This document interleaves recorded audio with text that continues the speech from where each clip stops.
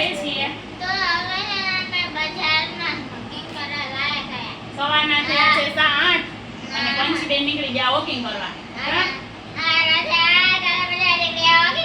હા, કસરત બધી થઈ ગઈ છે. હવે પંચીબેનને ખાલી વોકિંગ રહ્યું છે. હાલ ઊભી થઈ જા. જો થઈ ગઈ ને ઊભી. હાલો દાદાને કઈ હાલો માર ભેગા કે હાલો પંચીબેન નીકળી ગયા છે વોકિંગ કરવા. કા પંછી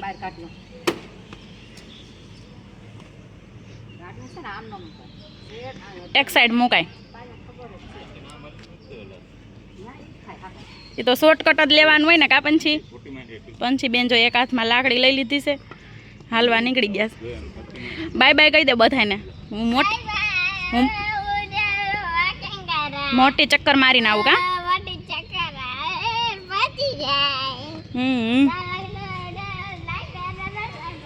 ત્યાં લગીમાં લાઈક શેર ને સબસ્ક્રાઇબ કરી દેજો. કા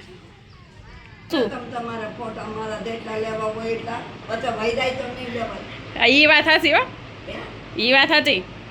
હું છે ને વિડીયા મૂકતી હોય ને રોજ, એટલે હું રોજ વિડીયા મૂકતી હોય ને એટલે એમાં ઉતારું તમારું પતન. હા હા હા તો હા. હાલો કેરી ખાવી ને, કેરી ખાવી ને.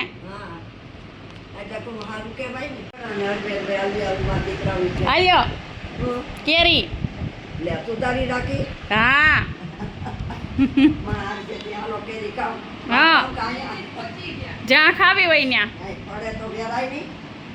તો નીચે બેસી જાઓ, નીચે. હા હા જ્યાં બેહવું હોય ત્યાં. ફોટો આવી ગયો બા, ફોટો આવી ગયો. બેસી જાવ તમ તાર ત્યાં.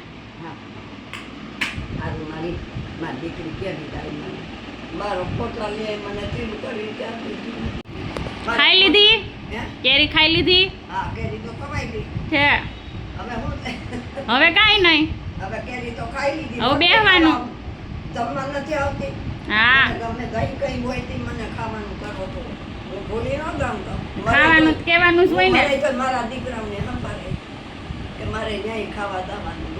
હા આમ જો, આમ જો. તું શું કરે?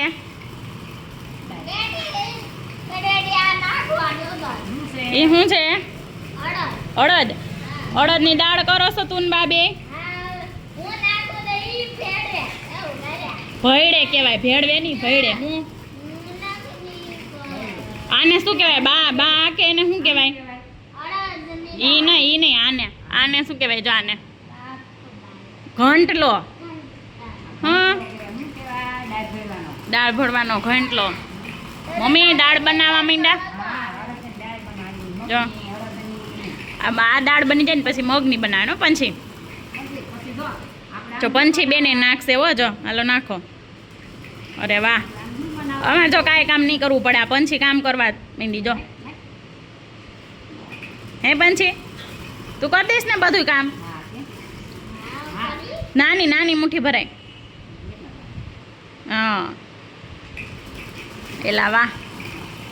જો આપણે ચાળી નાખી છે બધી દાળ ને મમ્મીએ ભળી નાખી છે. કેમ મમ્મી? પૂરું ને અડદ?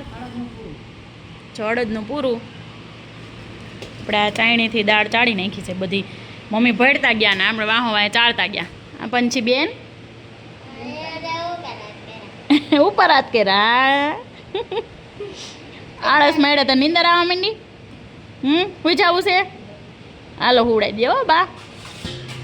જો પૂરું આટલા છેલ્લે અડદ નીકળ્યા એ ભેળી નાખ્યા. કામ મમ્મી?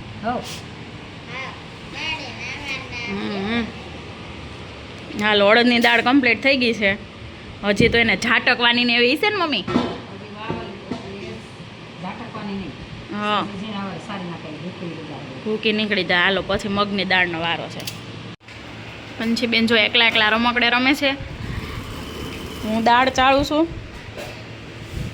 આ કણકું બધું કાઢું છું એટલે નીચે કણકું નીકળી જાય ને આખી આખી દાળામાં રહી જાય. અને મમ્મી મગ ભળે છે, ખીચડીમાં નાખવા દાળ બનાવે. કા મમ્મી? અડદનું કામ પૂરું થઈ ગયું, મગનું ચાલુ થયું.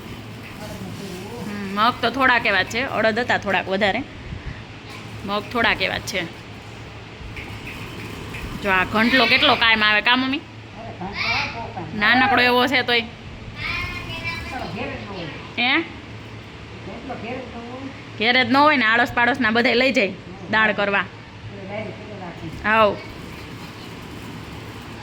થોડી થોડી કરવી હોય એટલે હાલે. મમ્મી શું કરો આ પંખો રાખીને? ફોતરા કાઢો, એનાથી હું ફોતરા ઉડી જાય.